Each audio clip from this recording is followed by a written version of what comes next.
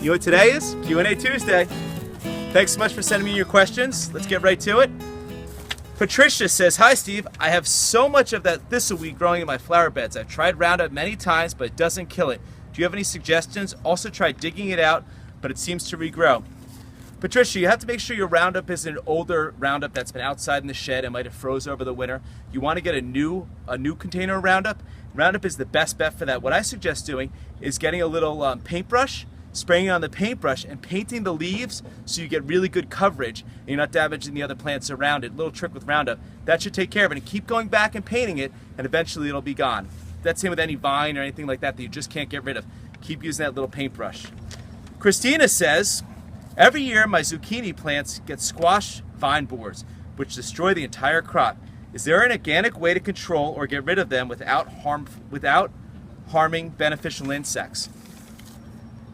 Sometimes the vine borers are really hard to get rid of. There's not too many organic methods you can use. What I would suggest doing is possibly moving that crop to a different part of your yard because those vine borers will overwinter in the soil, or actually planting them right in containers and then sitting the container in the ground so they can't get through there in the soil. Those are some suggestions. Give that a shot and see how you make out. I also have Tess here. Tess says to me, "Now that summer is almost here," well, not here yet, Tess, we need some warm weather, "I'm thinking about next winter. What is the best way to protect shrubbery hedges against winter winds on the ocean front?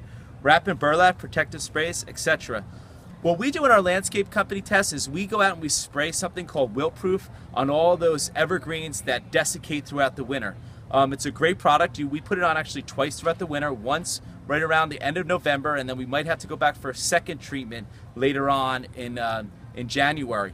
I also do like to burlap certain things, especially those on the northeast side of the house that get those really strong winds off the ocean. That really protects them and it keeps the salt off them. Thanks so much for those questions. Make sure you post your questions right down there. And I really appreciate them coming. Share this with your friends and we'll get all those answered. Thanks, have a great day.